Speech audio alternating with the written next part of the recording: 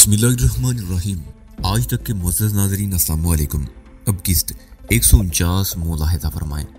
मामला इस कदर गंभीर है कि पुलिस की मुदाखलत ज़रूरी हो गई है, लेकिन डॉक्टर राधा ने कहा लेकिन यहाँ एक लाश भी गिरी थी और इत्तफाक से वो कत्ल रूपमती के हाथों हुआ था। अगर पुलिस को इतला दी जाती है तो रूपमती भी इस चक्कर से नहीं निकल सकेगी। मैं उसकी दोस्त हूँ, उसका नमक खाया है और मैं ऐसी कानून पसंद भी नहीं हूँ कि पुलिस के पास दौड़ी चली जाऊँ। इस शहर के बड़े बड़े लोग तो इससे भी ज्यादा संगीन मामलात में मुलव्विस है। मेरे सीने में तो ऐसे ऐसे राज पोशीदा हैं कि अगर मैं उन्हें जाहिर कर दूं तो इस शहर में बोलचाल आ जाए। मैं इस राज को भी अपने सीने में जगह दे सकती हूँ। इसके अलावा क्या? मैंने सवाल की निगाहों से उसे देखा। तुम मुसलमान हो? उसने मेरे चेहरे पर नजरें जमाते हुए कहा। मैं उछल पड़ा। उसे कैसे पता चला कि मैं मुसलमान हूँ? मैंने एक लम्हे को सोचा, फिर ख्याल आया कि कुछ देर पहले ही तो मैं चादर के नीचे बेलिबास पड़ा था। मेरी बेहोशी के दौरान में मेरे जिस्म की चोटों का मुआयना करने के लिए इन दोनों ने मुझे बेलिबास किया था। मैंने मुंदरी की तरफ देखा, उसने नजरें झुका ली। ये हिंदुस्तान है।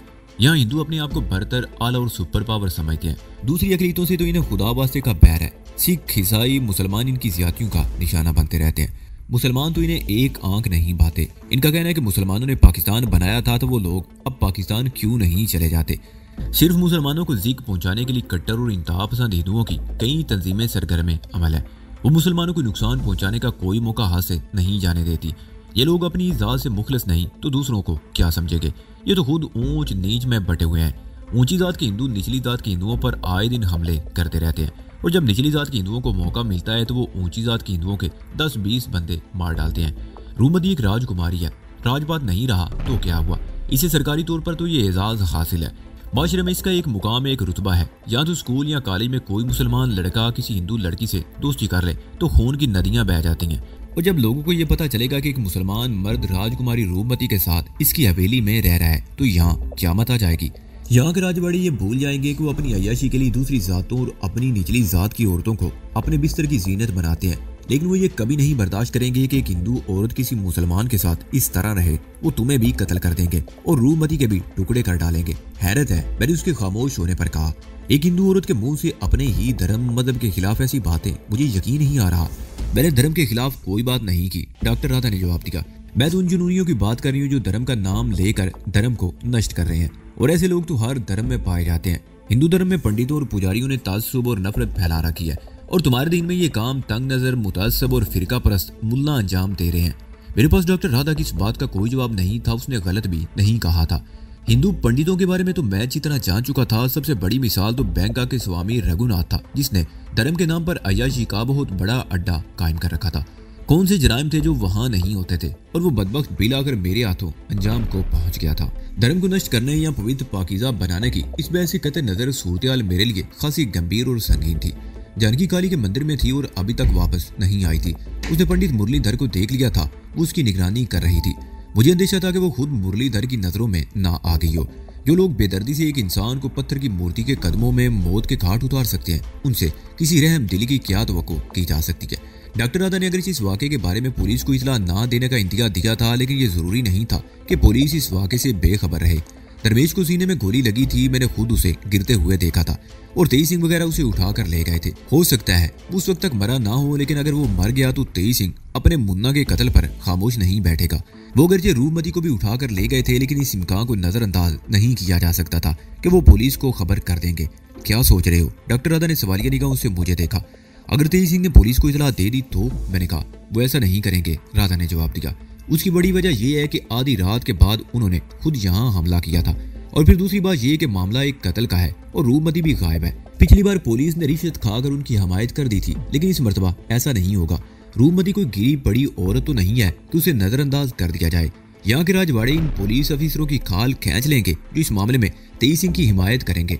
तेई सिंह भी इस बात को समझता होगा। अगर उसने पुलिस के पास जाने की कोशिश की तो पहले उसे ही धर लिया जाएगा। वैसे वो खामोश होकर दीवार की घड़ी की तरफ देखने लगी। मुझे यहाँ आए हुए तकरीबन 3 घंटे हो चुके हैं। ये वाकया कब पेश आया? 1.5 और 2 घंटे के बीच। मैंने पैरों बदलते हुए जवाब दिया।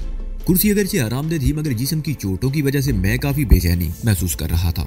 इसका मतलब है तकरीबन 5 घंटे गुजर चुके हैं, डॉक्टर राधा ने कहा। अगर उन्होंने इतला दे दी होती तो पुलिस अब तक यहाँ पहुंच चुकी होती। और फिर ठीक उसी वक्त हवेली का फाटक धड़धड़ाए जाने की आवाज सुनाई देने लगी। फाटक धड़धड़ाए जाने की संदाद में जारियत थी। कोई आम आदमी इस तरह दस्तक नहीं दे सकता था। हम तीनों ने मानी खेज अंदाज में एक दूसरे की तरफ देखा। मैं एक झटके से उठ गया और इधर उधर देखने लगा। बेड के पाए के करीब अंदर की तरफ पिस्तौल पड़ा हुआ देखकर मैं जल्दी से आगे लपका और पिस्तौल उठा लिया।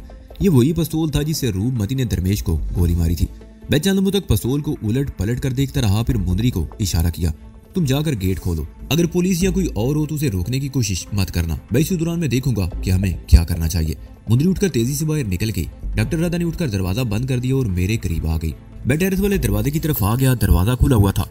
मैंने वो पर्दा बराबर कर दिया और एक कोना जरा से सिरका कर बाहर झांकने लगा। यहाँ से हवेली का फाटक साफ नजर आ रहा था। डॉक्टर राधा भी पर्दे के दूसरी तरफ का कोना सिरका कर बाहर देख रही थी। उसके चेहरे पर खौफ के तासरात नुमाया थे।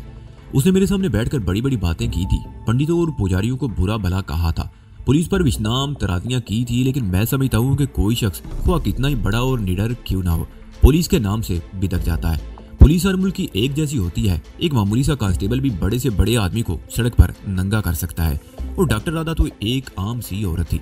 इसके ख्यालात बहुत सीधे सादे थे।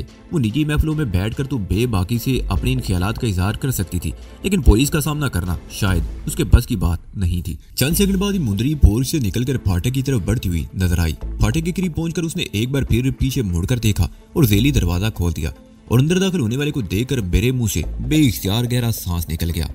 वो जानकी थी। ये कौन है? डॉक्टर राधा ने उलझी हुई नजरों से मुझे देखा। जानकी, मैंने जवाब दिया। ओह, तो ये है जानकी, राधा बोली। रूपमती ने इसकी बहुत तारीफ की थी, ये तो उससे भी कहीं ज्यादा हसीन है। जानकी की तारीफ सुनकर मैं मुस्कुराए बगैर ना रह सका। मैंने पर्दा पूरी तरह हटा दिया और बाहर देखने लगा। सूरज तुलू हो चुका था।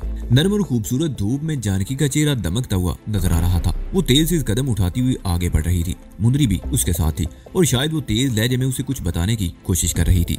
वो दोनों पोर्च के नीचे मेरी निगाहों से ओझल हो गई। मैं भी एक जगह से हट गया और कमरे का दूसरा दरवाजा खोल दिया। डॉक्टर राधा भी कमरे के वस्त में खड़ी दरवाजे की तरफ देख रही थी। 1 मिनट बाद जानकी अंदर दाखिल हुई। कमरे की हालत देखकर वो दरवाजे ही में रुक गई और फिर मुझे देखकर तेजी से मेरी तरफ लपकी। ओह, ये सब क्या हुआ? तुम ठीक तो हो ना? रूपमती कहाँ है? उसने एक ही सांस में कई सवाल कर डाले। मैं ठीक हूँ, मैंने जवाब दिया। बैठ जाओ, आराम से बात करेंगे। जानकी कुर्सी पर बैठ की उलझी हुई नजरों से डॉक्टर राधा की तरफ देख रही थी और मैं उसकी तरफ। उसके बाल किसी हद तक बिखरे हुए थे, आंखें सुर्ख और चेहरा सूता हुआ, साड़ी भी मसली हुई थी। मुंदरी, डॉक्टर राधा ने उसकी तरफ देखते हुए कहा, बेहतर होगा कि तुम सबके लिए चाय या काफी बना लाओ ताकि हम कोई ढंग की बात सोच सके। इस वक्त तो ज़हन बुरी तरह उलझा हुआ है। मुंदरी बाहर चली गई। मैंने डॉक्टर राधा और जानकी का तारुफ कराया। जानकी भी डॉक्टर है। मैंने कहा, इसकी सारी जिंदगी थाईलैंड में गुजरी है। हिंदुस्तान में भी इसके खानदान के कुछ लोग हैं, लेकिन यहाँ आकर हम अजीबो गरीब हालात में उलझ कर रह गए। किसी से राब्ता करने का मौका नहीं मिल रहा। वो दोनों कुछ देर आपस में बातें करती रही, फिर मेरे करीब आकर बैठ गई और मेरी चोटों का जायजा लेने लगी। उसने मेरा कुर्ता उठाकर मेरी पुश्त पर भी चोटों का जायजा लिया और फिर डॉक्टर राधा से इस सिलसिले में तबादला ख्याल करने लगी। तुम्हारे ये दोस्त बाहिम्मत आदमी है, डॉक्टर राधा ने मुस्कुराते हुए कहा। अगर किसी और की इतनी पिटाई हुई होती तो हफ्ता 10 दिन तक बिस्तर से उठने का नाम ना लेता, लेकिन ये देखो कितने मजे से टहल रहा है। इतने में मुंदरी चाय बनाकर ले आई। अब क्या किया जाए? डॉक्टर राधा ने चाय की चुस्की लेते हुए सवालिया निगाहों से मुझे देखा। रूपमती के बारे में कैसे मालूम किया जाए? तेज सिंह के 1-2 ठिकाने मेरे इल्म में है, रूपमती ही ने मुझे बताया था, मैंने जवाब दिया। सबसे पहले उन ठिकानों पर मालूम किया जाए या मेरे जहन में एक और तरकीब है। वो क्या? डॉक्टर राधा ने पूछा। बेउरजान की यहाँ से किसी दूसरी जगह मुंतकिल हो जाते हैं और मुंदरी की तरफ से पुलिस में रिपोर्ट लिखवा दी जाएगी। मुंदरी पुलिस को ये बताएगी कि दीवान सिंह के साथ कारी के मंदिर गई हुई थी। सुबह वापस आई तो कमरा इस हालत में मिला और रूपमती गायब थी। इस तरह बात बहुत लंबी हो जाएगी, डॉक्टर राधा ने जवाब दिया। और भी बहुत से लोग लपेट में आ जाएंगे। पुलिस तुम दोनों को भी तलाश कर लेगी। तुम इंडियन पुलिस को नहीं जानते। यहाँ छटे हुए गुंडे और बदमाश पुलिस में भर्ती किए जाते हैं। नाइस, शफाक और बेरहम तशद्दुद के ऐसे तरीके जानते हैं कि पत्थर भी बोलने पर मजबूर हो जाते हैं। अगर तुम दोनों एक बार पुलिस के चक्कर में फंस गए तो जिंदगी भर अपना पीछा छुड़ा नहीं सकोगे और मैं किसी ऐसे चक्कर में नहीं फंसाना चाहती। तो फिर मैंने सवालिया निगाहों से उसकी तरफ देखा। हमें अपने तौर पर उन्हें तलाश करना चाहिए, डॉक्टर राधा ने जवाब दिया। हम दोनों तो इस शहर में अजनबी हैं, अगर तुम इस सिलसिले में हमारी कुछ मदद कर सको तो। मैंने कहा, मैं ठाकुर बानू सिंह से बात करती हूँ, डॉक्टर राधा ने कहा। वो मेरा और रूपमती का दोस्त है, काबिल एतमाद भी है, उन दोनों भाइयों को भी अच्छी तरह जानता है। हो सकता है वो इस सिलसिले में हमारी कोई मदद कर सके। क्या उस पर भरोसा किया जा सकता है? मैंने पूछा। हाँ, डॉक्टर राधा ने इस बात में सर हिलाया। वो इन चंद लोगों में से है जो रूपमती से वाकई ही मुखलिस है। ठाकुर बानू सिंह भी रूपमती को समझाता रहता था, लेकिन फिर बिल्कुल अलग हो गया और रूपमती से मिलना भी छोड़ दिया। मुझे यकीन है कि वो हमारी मदद पर आमादा हो जाएगा। ठीक है, मैंने कहा। मेरा ख्याल है हम नीचे चलते हैं, तुम फोन पर उससे बात करो। हम रूपमती वाले कमरे से निकल आए। उस कमरे को फिलहाल ऐसे ही रहने दिया गया था। नीचे आते हुए डॉक्टर राधा मुझे ठाकुर बहानूद के बारे में बताती रही। उसके मुताबिक बहानूद की उम्र 35 के लगभग रही होगी। वो दरअसल रूपमती के पति के शोर का बचपन का दोस्त था। उसके देहांत यानी इंतकाल के बाद जब उसने रूपमती को गलत रास्ते पर चलते हुए देखा तो इसे समझाने की कोशिश करता रहा। उसने रूपमती को शादी की पेशकश भी की थी। वो उसे अपनाने को तैयार था मगर रूपमती ने इनकार कर दिया। बहानूद सिंह उसके बाद भी उसे समझाने की कोशिश करता रहा और बिलाखिर जब वो समझ गया कि अब वो सीधी राह पर आने वाली नहीं तो बहानूद सिंह ने उससे मिलना ही छोड़ दिया। लेकिन वो रूपमती की हालत पर कुड़ता रहता था। वो अक्सर डॉक्टर राधा से मिलता और रूपमती के बारे में अपने ख्यालात का इजहार करता रहता। डॉक्टर राधा नीचे आकर हाल में उस तरफ चली गई जहाँ मेज पर टेलीफोन रखा हुआ था। मैं जानकी के साथ अपने कमरे में आ गया। हाँ अब बताओ। मैंने बेड पर नीम दराज होते हुए जानकी की तरफ देखा जो एक कुर्सी पर बैठ चुकी थी। तुमने काली के मंदिर में मुरलीधर को देखा था क्या? दारा भी? नहीं। जानकी ने मेरी बात काट दी। दारा के बारे में फिलहाल कुछ नहीं कहा जा सकता। मैंने सिर्फ मुरलीधर को देखा था और मुंदरी को यहाँ दौड़ा दिया। मेरा ख्याल था कि तुम आ जाओगे और हम उसे घेरने की कोशिश करेंगे, लेकिन मुंदरी यहाँ आकर फंस गई। मुंदरी ने दीवान सिंह को वापस भेज दिया था ताकि तुम्हें ले आए, वो भी अभी तक वापस नहीं आया। मैंने कहा दीवान सिंह मुझे वहाँ तलाश कर भी नहीं सकता था। जानकी ने जवाब दिया। 4 बजे के करीब पंडित मुरलीधर काली के मंदिर से निकल गया था और मैं भी उसके ताकुब में चल पड़ी थी। तो क्या वो इस वक्त काली के मंदिर में नहीं है? मैंने पूछा। नहीं, जानकी ने जवाब दिया। वो इस वक्त न्यू गेट और चौड़ा रास्ता वाले चौराहे के करीब वाक़े एक मंदिर में है। मैं इस ख्याल से इस मंदिर की सीढ़ियों पर बैठी रही कि शायद वो वहां से कहीं और जाएगा, लेकिन एक पुजारी से पता चल गया है कि वो कई हफ्तों से इसी मंदिर में रह रहा है। ये मालूम होने के बाद मैं फौरन वहां से चल पड़ी और यहाँ की सूरत देखकर तो मेरे हवास उड़ गए। ये सब कुछ कैसे हुआ? मेरा ख्याल तेज सिंह वगैरह मौके की ताक में थे। मैंने जवाब दिया और उसे तफसील से बताने लगा, लेकिन सोमरस और शराब का किस्सा गोल कर गया। इसका मतलब है कि हमें जल्दी कोई कदम उठाना पड़ेगा। बसूरत दीगर रूपमती की जान को खतरा भी हो सकता है, जानकी ने कहा। डॉक्टर राधा ने अपने एक दोस्त को बुलाया। उसके आने के बाद ही देखते हैं कि क्या किया जा सकता है। मैंने जवाब दिया। हम भी बातें कर रहे थे कि मुंदरी दरवाजे में नमूदार हुई। मैं नाश्ता बना रही हूँ, तुम लोग बड़े कमरे में आ जाओ। उसने बारी बारी हम दोनों की तरफ देखते हुए कहा और वापस चली गई। तुम्हारी अब क्या हालत है? लगता है उन्होंने ठीक ठाक मार लगाई है, जानकी ने मेरी तरफ देखते हुए कहा। अपनी गलती से उनके हत्थे चढ़ गया था, मैंने मुस्कुराते हुए कहा। अगर मैं आवास में रहता तो ये सूरत हाल ना होती। क्या मतलब? जानकी ने मुझे घूरा। तुम्हारे आवास घास चरने चले गए थे? वो लोग अचानक ही कमरे में घुस आए थे, मैंने बात बनाते हुए कहा। ऐसी सूरत में आवाज पर काबू रखना मुश्किल हो जाता है। जानकी चलने में घूरती हुई निगाहों से मुझे देखती रही, फिर उठकर बाथरूम में घुस गई और मैं हाल में आ गया। डॉक्टर राधा टेलीफोन वाली मेज के करीब ही एक सोफे पर बैठी हुई थी और मुंदरी किचन में थी। वैसे मुंदरी की हकीकत पसंदी मुझे पसंद आई थी। सूरत कैसी भी रही हो, उसने खाने पीने का हमेशा ख्याल रखा था। किसी परेशानी में खाली पेट रहने से परेशानी बढ़ जाती है और मुंदरी इस हकीकत से वाकिफ थी कि खाली पेट रहने से कोई मसला हल नहीं होता। चंद मिनट बाद जानकी भी वहां आ गई। नाने और कपड़े बदलने से वो ताज़ा दम लग रही थी, लेकिन रात भर जागने की वजह से उसकी आंखों में सुर्खी बरकरार थी। हम नाश्ता कर ही रहे थे कि दीवान सिंह भी पहुंच गया। सूरत हाल से वो खासा परेशान लग रहा था, लेकिन जानकी को देखकर उसके चेहरे पर तमानियत सी आ गई। हमने उसे भी अपने साथ नाश्ते की मेज पर बिठा लिया। डॉक्टर राधा का दोस्त ठाकुर बहानूद सिंह 10 बजे के करीब वहां पहुंचा। वो एक खूबरू और भरपूर जवान आदमी था, पुरवकार शख्सियत का मालिक। तुम्हारे बारे में मेरे ख्यालात कुछ और थे, वो तारुफ होने के बाद मेरी तरफ देखते हुए बोला। मैं यही समझता था कि तुम भी ऐसे लोगों में से हो जो बहती गंगा में हाथ धोने का फन जानते हैं, लेकिन एक रात पता चला कि तुम रूपमती को शराब नोशी पर सरदंश की और उसे घसीटते हुए होटल से ले आए थे। ऐसी हरकत तो कोई ऐसा ही शख्स कर सकता है जिसे वाकई ही उससे हमदर्दी हो। उस वाकये के बाद मुझे तुम्हारे बारे में अपने ख्यालात बदलने पड़े थे। अब सबसे अहम मसला यह है कि रूपमती को कैसे तलाश किया जाए। मैंने कहा वक्त गुजरने के साथ साथ उसके लिए खतरा भी बढ़ता जाएगा। आज ही पता चला लिया जाएगा, ठाकुर बहानूद सिंह ने कहा। वो गंदी नाली के कीड़े अगर अपने आप को हमारे बराबर समझने लगे हैं तो ये उनकी भूल है। नाजायज तरीके पर दौलत जमा कर लेने का मतलब ये नहीं होता कि इंसान की जात और फितरत भी बदल गई है। वो चंद लम्हों को खामोश हुआ, फिर बोला गलती इसमें रूपमती ही की है। उसने अपने आप को इतना गिरा लिया था कि थर्ड रेट गुंडे भी उम्मीदें लगाए बैठे थे। बहरहाल मैं आज उनका सुराग लगा लूंगा। उस शहर में हो या कहीं और बचकर नहीं जा सकेंगे। हम लोग बातें करते हुए ऊपर आ गए। कमरे के बिखरे हुए सामान का जायजा लेते हुए मेरी नजरें कालीन पर एक तरफ पड़े हुए चांदी के एक तावीज पर पड़ गई। मैंने झुककर वो तावीज उठा लिया। उसमें स्याह रंग की डोरी थी जो टूट जाने से तावीज तेज सिंह या दरमेश के गले से गिर गया था। मैंने उन दोनों को ऐसे तावीज पहने हुए देखा था और जाहिर है ये उन्हीं में से किसी एक का हो सकता था। तकरीबन 1 घंटे बाद ठाकुर बहानूद सिंह चला गया। उसने वादा किया था कि वो फौरन ही अपने आदमियों को उनकी तलाश पर लगा देगा। डॉक्टर राधा भी चली गई। हम सब मिलकर कमरे की हालत दुरुस्त करने लगे। हम पर हमला होने से पहले नीचे वाले कमरे की खिड़की का शीशा टूटने और गालबन तेज सिंह की आवाज सुनकर ही रूपमती ने अपना पिस्तौल तलाश करना शुरू किया था, लेकिन वो इस कदर बदहवास थी कि उसने ड्रेसिंग टेबल और अलमारी का सारा सामान निकाल कर फेंक दिया था। उसे याद नहीं आ रहा था कि पिस्तौल उसने कहाँ रखा था, लेकिन बहरहाल आखिरी लम्हात में पिस्तौल उसके हाथ आ गया और उसने दरमेश को गोली मार दी। अगर ये पिस्तौल पहले उसके हाथ में आ चुका होता तो शायद सूरत हाल मुख्तलिफ होती। मुझे भी अपने आप पर निदामत थी मैं किस कदर आसानी से उन लोगों से मार खा गया था, लेकिन शायद इसमें मेरा भी कसूर नहीं था। गलती तो रूपमती की थी जिसने अपनी हवस मिटाने के लिए मुझे शरबत में सोमरस जैसी चीज मिला कर दी थी। अगर मैं अपने होशो आवास में होता तो तेज सिंह वगैरह रूपमती को ले जाने में कभी कामयाब ना हो पाते। मुझे रूपमती की ज़हनियत पर भी अफसोस था। मुझे ठाकुर भानु सिंह और डॉक्टर राधा की इस बात से इत्तेफाक करना पड़ा था कि वो बुराई के रास्ते पर इतना आगे निकल चुकी थी कि उसकी वापसी नामुमकिन हो गई थी। अब ये बात भी तयशुदा थी कि तेज सिंह ने पुलिस को इस वाक़े की इतला नहीं दी थी।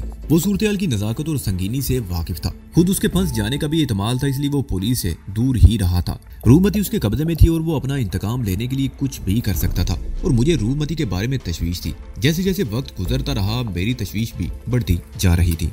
उस शाम मैं और जानकी मंदिर का जायजा लेने के लिए रवाना हो गए। रूपमती की तलाश अगरचे सबसे ज्यादा अहम थी, मगर मैंने सोचा कि इसी दौरान में मुरलीधर के बारे में भी कुछ मालूमात हासिल कर ली जाए। दीवान सिंह कार चला रहा था, मैं और जानकी पिछली सीट पर बैठे हुए थे। आज दोपहर के बाद तारा सिंह भी वापस आ गया। सूरत जानकर वो भी परेशान हो गया था। उसे हवेली में मुंदरी के पास छोड़ दिया गया।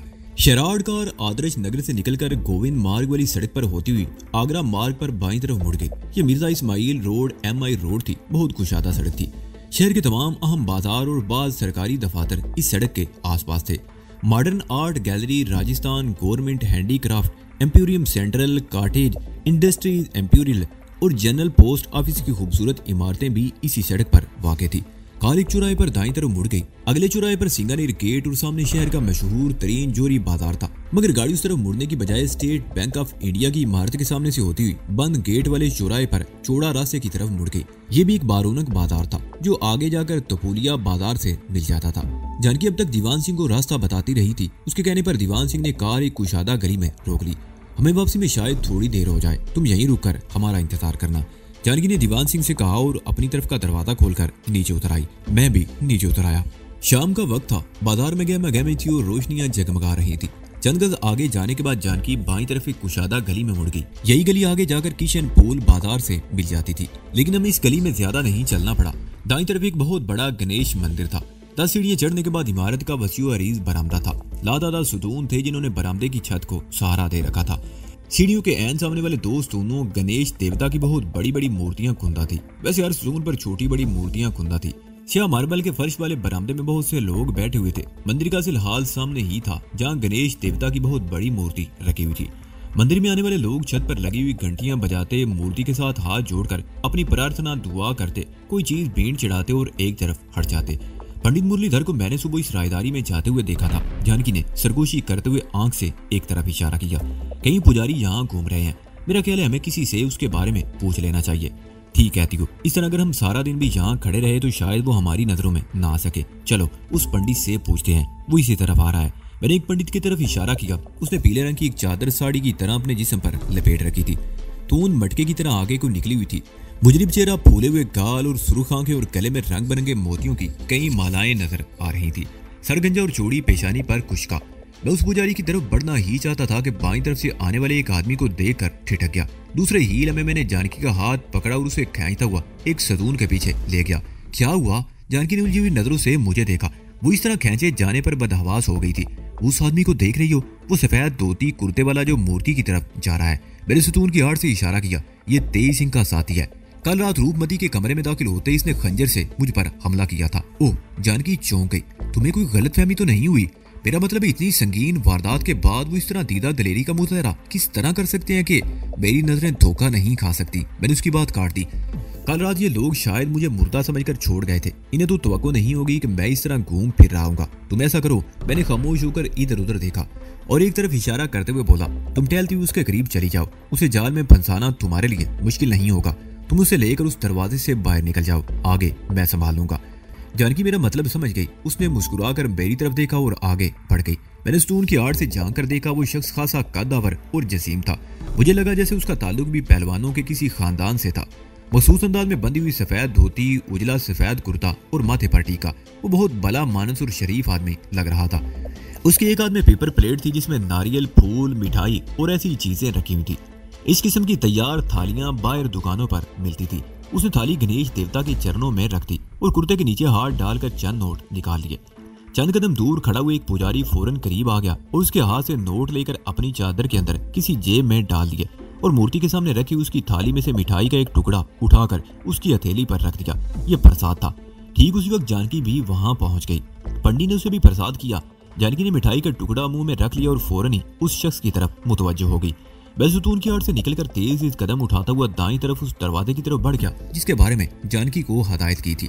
वो दरवाजा भी काफी कुशादा था और उस तरफ भी लोगों की आमदोरफ्त जारी थी। मैं उस दरवाजे से निकलकर साइड स्ट्रीट में आ गया। ये गली ज्यादा कुशादा नहीं थी। मंदिर के दरवाजे पर एक बल्ब जल रहा था। उस गली में रिहायशी मकान थे।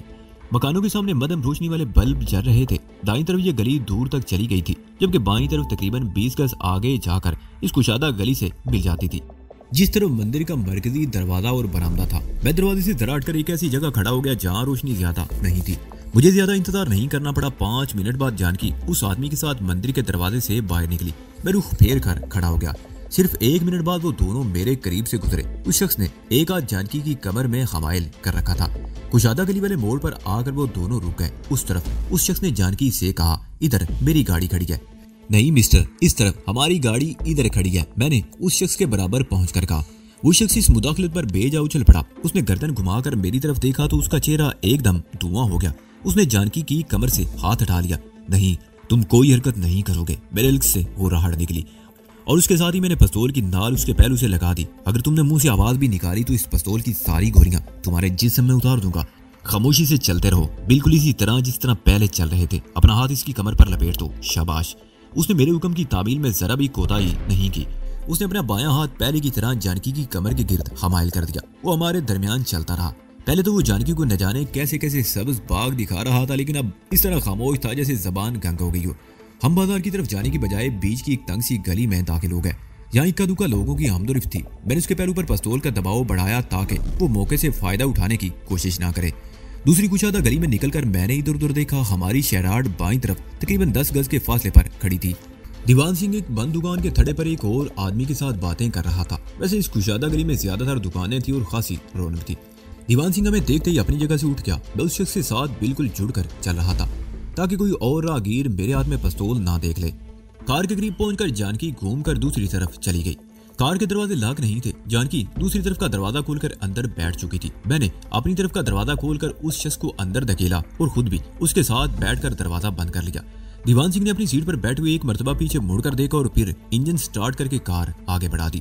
जानकी ने अक्लमंदी की। उसने बैठते उस शख्स की तलाशी भी ले डाली और उसकी धोती के बंद के बेल में पिस्तौल निकाल दिया। दीवान सिंह, मैंने उसकी तरफ देखे बगैर मुख्तसरन कहा, रफ्तार तेज मगर एहतियात, हादसा नहीं होना चाहिए। दीवान सिंह ने सर हिला दिया। कार वापसी का रास्ता इख्तियार करने की बजाय नपोरिया बाजार की तरफ निकल गई। सूरजपुर गेट से चांदपुर बाजार तक सड़क काफी कुशादा थी। इस पूरी सड़क को नामों के लिहाज से कई हिस्सों में तकसीम कर दिया गया था। सड़क की दूसरी तरफ कुशादा सर्विस रोड और उनके साथ बड़ी बड़ी दुकानें थी। कई जेली गलियां और बाजार थे। कार सूरजपुर गेट से काफी आगे निकलकर दाईं तरफ तकरीबन 2 किलोमीटर का फासला तय करके आगरा मार्ग से होती हुई गोविंद मार्ग की तरफ निकल आई और फिर आदर्श नगर तक पहुंचने में ज्यादा देर नहीं लगी। कोच में कार से उतरते उस शख्स की टांगे होले होले कांप रही थी। वो सूरजबान सिंह था। वो तेई सिंह का दोस्त भी था और उसका शागिर्द भी। चंद साल पहले वो तेई सिंह से पहलवानी के दाव भी सीखा करता था, लेकिन रूपमती की नौकरी के बाद इन दोनों भाइयों ने अखाड़ा बंद कर दिया था। सूरजबान सिंह ने शहर के एक पसमानदा इलाके में अखाड़ा खोल लिया, लेकिन कोशिश के बावजूद उसके शागिर्दों की तादाद 4 से ऊपर नहीं हो सकी। इस इलाके में वो पहलवान की बजाय दादा के नाम से मशहूर हो गया। डेल डोल की वजह से इस इलाके के थर्ड रेट गुंडे, बदमाश, कमाश और अठाई गिरे उसे दादा मानकर उसके लिए गुंडे जमा करने लगे। इस तरह सूरजबान का अखाड़ा बदमाशी का अड्डा बन गया। सूरजबान सिंह ने अपने इर्द गिर्द जमा करने वालों से इस तरह फायदा उठाया कि उसने इलाके के दुकानदारों, ठेले वालों और ख्वाजा फरोशों से भत्ता वसूल करना शुरू कर दिया। इस इलाके से गुजरने वाले रिक्शे और टैक्सियों से भी गुंडा टैक्स वसूल किया जाने लगा। सूरजबान सिंह ने अपने उस गिरोह को रक्षा मंडल का नाम दिया था। जो दुकानदार भत्ता देने से इनकार कर देता, तोड़ फोड़ से उसकी दुकान को तहस नहस कर दिया जाता। इसलिए हर दुकानदार तयशुदा रकम हर महीने उसकी झोली में डाल देता। पुलिस सूरजबान सिंह की इन सरगर्मियों से आगाह थी, लेकिन इलाके के इंस्पेक्टर को भी उसकी तरफ से बाकायदगी से भत्ता मिल रहा था। इसलिए पुलिस ने उसकी तरफ से आंखें बंद कर रखी थी। सिर्फ उस एक इलाके पर क्या मुनसर पूरे शहर में यह सिलसिला चल रहा था। सूरजबान के कहने के मुताबिक एक हफ्ता पहले तेज सिंह ने उसे बुलाकर रूपमती के अगवा का प्रोग्राम बनाया था। वो उससे अपनी तौहीन का इंतकाम लेना चाहता था। मुझे तेज सिंह ने 50,000 की रकम पेश की थी, सूरजबान कह रहा था। पुतली दरवाजे के दादा लाला रंजीत को भी उसने अपने साथ मिला लिया था। कल रात हमारे साथ वही था। वो चंद लम्हों को खामोश हुआ, फिर बात जारी रखते हुए बोला, मेरे एक आदमी एक हफ्ते से हवेली की निगरानी कर रहा था और कल रात उसने इतला दी कि मैदान साफ है, तो हमने हल्ला बोल दिया। मुझे वहां मुकाबले की ज्यादा तवक्को नहीं थी। तेज सिंह ने तुम्हारे बारे में बता दिया था, 2-4 हाथ से ज्यादा मार बर्दाश्त नहीं कर सकोगे, लेकिन वहां सूरत हाल मुख्तलिफ निकली। वो एक बार फिर खामोश होकर खुश कोंठों पर जबान फेरने लगा, फिर बोला, रूपमती ने दरवेश को गोली मारी तो तेज सिंह ने उसकी कनपट्टी पर एक हाथ मारकर उसे बेहोश कर दिया और हम तीनों तुम पर पल पड़े और फिर तुम्हें मुर्दा समझकर छोड़ गए। बाद में तेज सिंह ने यह भी कहा था कि अगर तुम जिंदा बच भी गए तो वहां रुकने या पुलिस के पास जाने की बजाय भागने की कोशिश करोगे। तुमसे उसकी दुश्मनी ज्यादा भी नहीं थी। वो तो रूपमती से बदला लेना चाहता था, जिसकी वजह से उसे इस कदर जिल्लत उठानी पड़ी थी। दरवेश जिंदा है या सुबह तक तो जिंदा था, उसने मेरी बात काट दी। तेज सिंह ने रात के पिछले पैर ही एक डॉक्टर को बुला लिया था, जिसने उसके सीने के जख्म से एक गोली निकाल दी थी, लेकिन मेरा ख्याल उसके बचने का ज्यादा चांस नहीं है। खून बहुत ज्यादा बह चुका था। बहरहाल मैं तेज सिंह से अपनी रकम लेकर सुबह 10 बजे के करीब वहां से आ गया। उसके बाद का मुझे इल्म नहीं, लेकिन तुम वो वैसे ज्यादा सी नजरों से मेरी तरफ देखने लगा। मेरा तो ख्याल था कि अगर तुम जिंदा बच भी गए तो कई हफ्तों तक हॉस्पिटल के बिस्तर से नहीं उठ सकोगे, लेकिन तुम्हें तेज सिंह ने यह नहीं बताया था कि वो दोनों भाई 2 मरतबा गधों की तरह मुझसे पिट चुके हैं। मैंने कहा, बहरहाल वो लोग इस वक्त कहाँ हैं और रूपमती के साथ उन्होंने क्या सलूक किया। रूपमती को बांधकर एक कमरे में डाल दिया गया था। दरवेश की तरफ से मुतमईन होने के बाद ही तेज सिंह उसके बारे में कोई फैसला करेगा, लेकिन अगर दरवेश मर गया तो तेज सिंह रूपमती को भी अजीतें देकर हलाक कर देगा। ऐसा वक्त आने से पहले मैं तेज सिंह को खत्म कर दूंगा। मैंने उसके चेहरे पर नजरें जमाते हुए कहा, वो लोग कहाँ हैं? ये मैं नहीं बताऊंगा, सूरज सिंह ने जवाब दिया। तेज सिंह को पता चल जाएगा कि तुम मुझे अगवा करके लाए हो, वो इस हवेली की ईंट से ईंट बजा देगा। ऐसा मौका नहीं मिलेगा। मैंने कहा, उसका ठिकाना बताओ।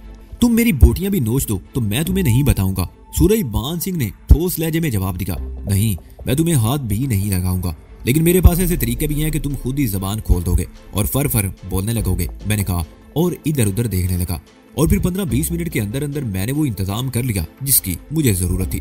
सूरजबान सिंह को एक चारपाई पर लिटाकर बांध दिया गया। उसका कुर्ता मैंने उतरवा लिया था। चारपाई से 5-6 फुट ऊपर एक डंडा बांधकर उसमें फ्रिज का ठंडा पानी और बर्फ डाल दी।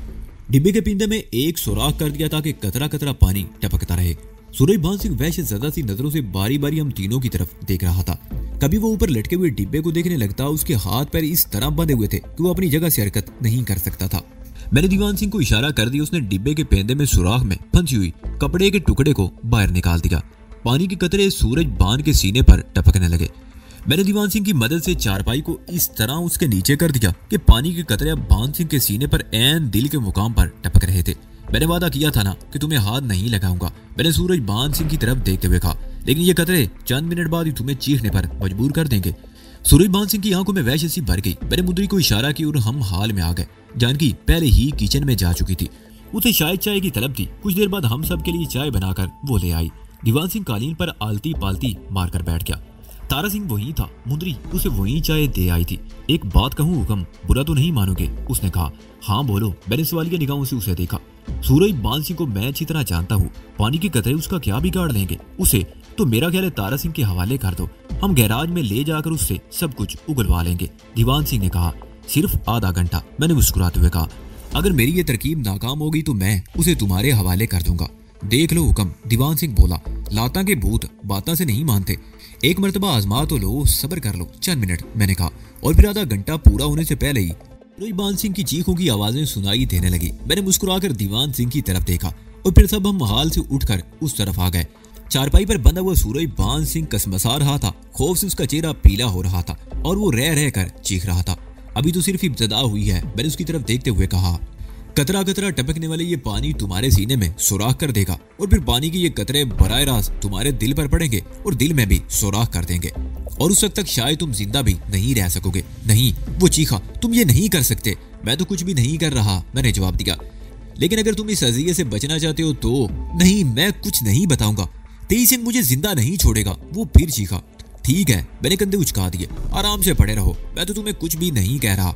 मैं एक कुर्सी पर बैठ गया। मुंदरी और दीवान सिंह भी एक तरफ खड़े हैरत से सूरजबान की तरफ देख रहे थे। पानी के कतरे वक्फे वक्फे से टपक रहे थे।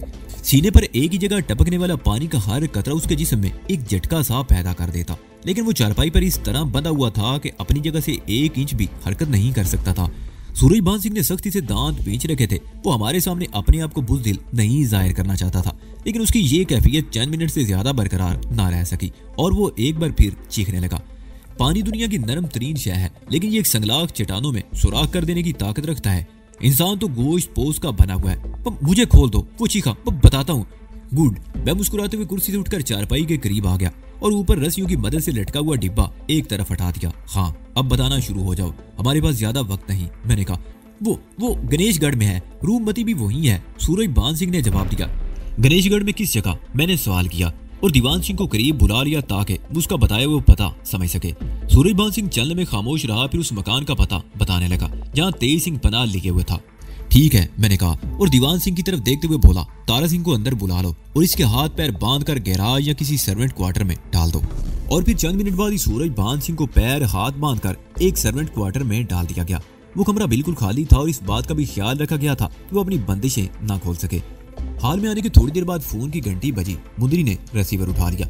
वो 1 मिनट तक किसी से बात करती रही, फिर रिसीवर मेरी तरफ बढ़ा दिया। वो ठाकुर भानु सिंह था। हेलो हिम्मत सिंह। उसकी आवाज मेरी समाज से टकराई। उसे मेरा नाम हिम्मत सिंह ही बताया गया था। मैंने तेज सिंह के ठिकाने का पता लगा लिया है, गणेशगढ़ में। मैंने कहा ओह। ठाकुर के लहजे में हैरत थी। तो तुम भी? हाँ, मैं भी हाथ पर हाथ धरे नहीं बैठा था। मैंने उसकी बात कतई करते हुए कहा, बेहतर होगा कि तुम भी यहाँ आ जाओ ताकि हम जल्द से जल्द कोई कदम उठा सके। मैं आधे घंटे में पहुंच रहा हूँ, ठाकुर भानु सिंह ने जवाब दिया और लाइन बेजान हो गई। मैंने भी रिसीवर रख दिया और जानकी की तरफ देखते हुए बोला, ठाकुर भानु सिंह ने भी तेज सिंह के ठिकाने का पता चला लिया है। वो आधे घंटे में यहाँ पहुंच रहा है और फिर हम गणेशगढ़ की तरफ रवाना हो जाएंगे।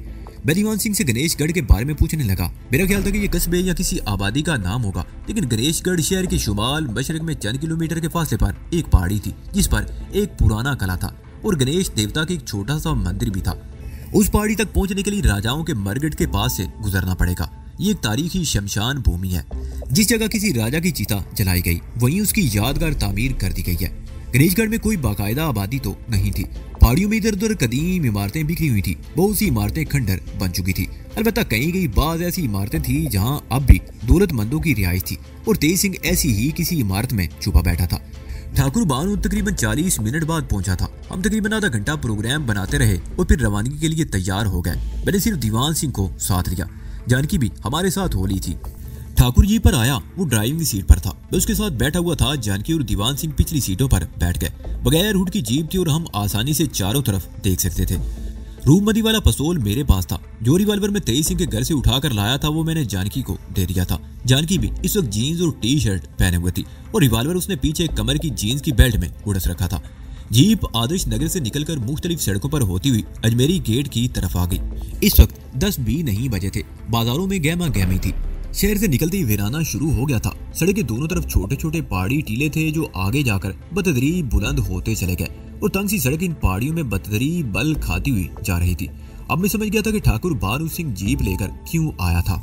सड़क बहुत तंग थी, नहायत खतरनाक और तंग मोड़ थे। कोई बड़ी गाड़ी तो इस तरफ आ ही नहीं सकती थी और पजेरो या मर्सिडीज जैसी नाजुक मिजाज गाड़ियों का भी इस पहाड़ी सड़क पर चलना मुमकिन नहीं था। इन पहाड़ियों में कहीं कहीं दाएं बाएं तंग से रास्ते निकलते थे। कई किलोमीटर का फासला तय करने के बाद ठाकुर ने एक जगह जीप रोक ली और तारीकी में इधर उधर देखने लगा। महाराजों का कब्रिस्तान बहुत पीछे रह गया था और अब पहाड़ियों में ये तंग सी सड़क नहारगढ़ कला तक चली गई थी जो यहाँ से मजीद कई किलोमीटर आगे था। मेरे आदमी ने बताया कि इस रास्ते के मोड़ पर वाकई चट्टान पर गणेश की अधूरी मूर्ति खुदी हुई है। वो एक बार फिर इधर उधर देखते हुए बोला, लेकिन अभी तक ऐसी कोई चट्टान नजर नहीं आई। हम गलत रास्ते पर तो नहीं निकल आए। वो चट्टान से आगे है हुक्म। पिछली सीट पर बैठे हुए दीवान सिंह ने किसी कदर आगे झुकते हुए कहा। सूरजभान सिंह ने भी यही निशानी बताई थी। जीप एक बार फिर हरकत में आ गई। इस मर्तबा रफ्तार बहुत हल्की थी। तकरीबन 20 किलोमीटर का फासला तय करने के बाद जब जीप एक बार फिर रुक गई, चंद गज आगे बाईं तरफ चट्टानों में एक तंग सा रास्ता था और बिल्कुल सामने वाली चट्टान पर हाथी के चेहरे वाली मूर्ति उबारने की कोशिश की गई थी जो किसी वजह से अधूरी छोड़ दी गई थी। इसी रास्ते पर मोड़ लो हुक्म, दीवान सिंह ने कहा। जीप एक बार फिर हरकत में आकर उस तंग से रास्ते पर मुड़ गई। थोड़ा ही फासला तय करने के बाद बाईं तरफ चट्टान पर किसी कदीम इमारत के खंडर दिखाई देने लगे। चांदनी रात में वो खंडर बड़ा पुरस्कार तासर दे रहे थे। जीप को उधर ही कहीं रोक लो हुक्म, दीवान सिंह ने कहा। सूरजभान सिंह ने जो निशानियां बताई थी उनके मुताबिक अब वो इमारत ज्यादा दूर नहीं है और जीप को आगे ले जाना खतरनाक होगा। हेडलैम्प की रोशनी या इंजन की आवाज सुनकर वो लोग होशियार हो जाएंगे